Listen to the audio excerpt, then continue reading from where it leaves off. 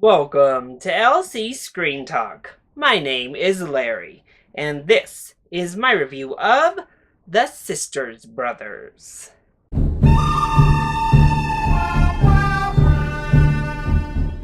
Modern day westerns are definitely few and far between. The genre, once dominant within the Hollywood landscape, has gone all but extinct. And honestly, it's certainly not one of my personal favorite genres.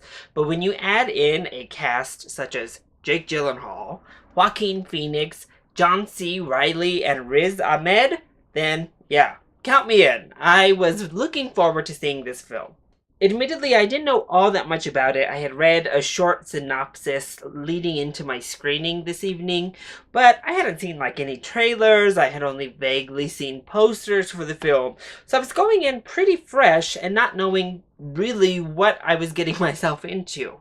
But ultimately, I thought this was a really solid film. So let's go ahead and talk about those positives. Well, I mentioned the all-star cast in that opening, and each and every one of them bring their A game. They are all fantastic.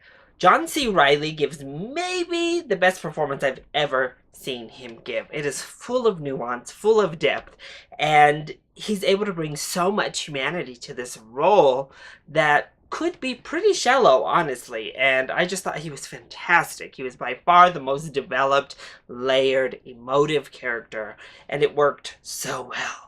Joaquin Phoenix plays the other sister's brother, and he's also very good. He plays a much more damaged character, a much more outwardly damaged character, I should say, and he plays it very, very well. His character easily could have went into caricature mode, but instead, he keeps it grounded. He keeps a certain level of sympathy within the character, but also makes him very unpredictable and very realistic.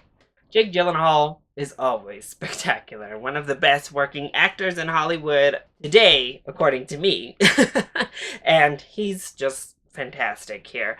He also could have fallen into somewhat of a caricature mode with his character, a little bit more posh, but he was so good. Another case of a pretty thinly written character, but the actor did such a great job of injecting humanity and layers and emotion into him that you were instantly captivated and drawn to him.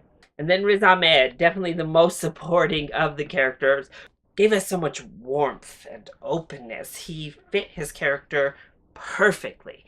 And really, I just thought all four of them did a wonderful job. And no matter which of the four was on screen, they always just drew you in and elevated whatever was happening with their presence. But I think the story itself is a huge positive.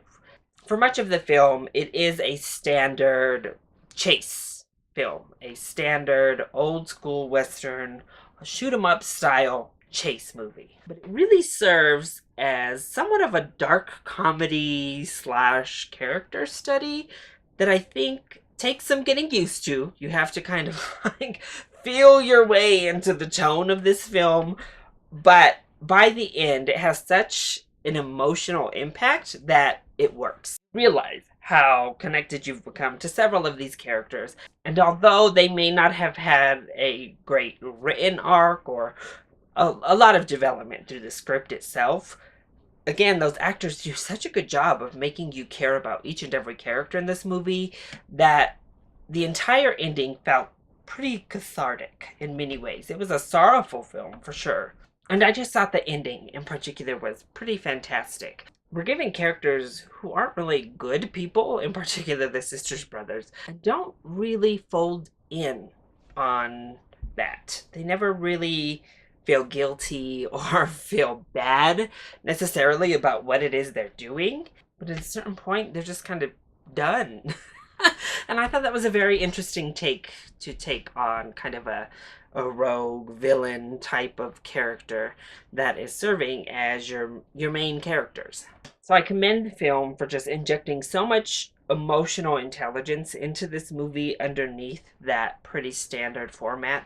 Plus, it looks great. It has a very old school throwback look to it. Thought the sound design was fantastic as well as the musical score. So a lot of great stuff here. Now, what doesn't work so great in this film? Well, first of all, tonally, it does take a while to ease into the movie because it does kind of want its cake and eat it too, just a bit. I would classify this mostly as a dark comedy because, I mean, that's what it seemed like to me. And it's very gruesome, very violent, and that all works well.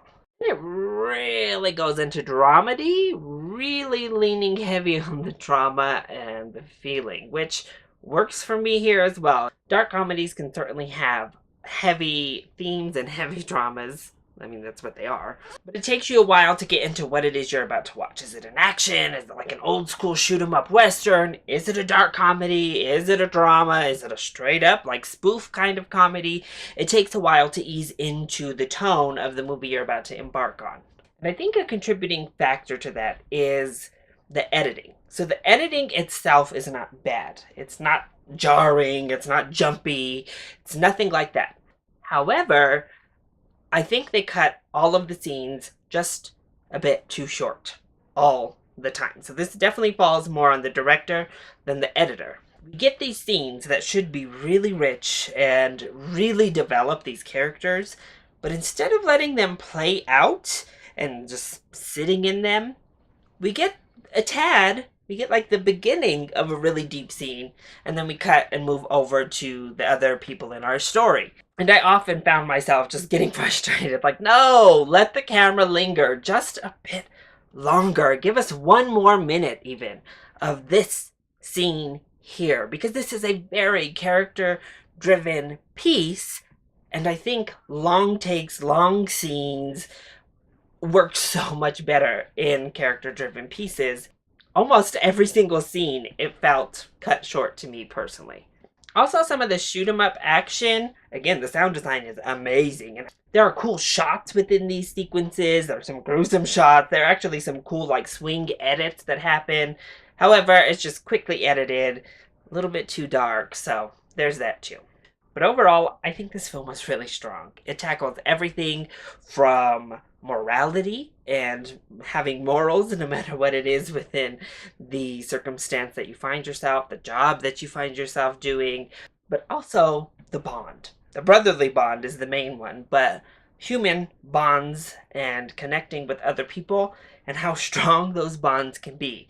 Loving a problematic person, and that's kind of the core of this film, and I think it delivers all of that really, really well in an overall entertaining package with great performances across the board. So I say if this film is opening in a theater near you, I would give The Sisters Brothers a full price ticket. I think it is definitely worth that. It's not going to be for everyone, but especially if you're into more character-driven pieces, I think you're going to really enjoy this one. So that is my review of The Sisters Brothers. I hope you enjoyed it. If you did, go ahead, click like down below, and subscribe to the channel so you are always up to date on our latest videos. Also, join in on the discussion. Are you excited to see The Sisters Brothers? And what is your favorite Western? Let me know either in the comment section down below, or you can hit me up on Twitter.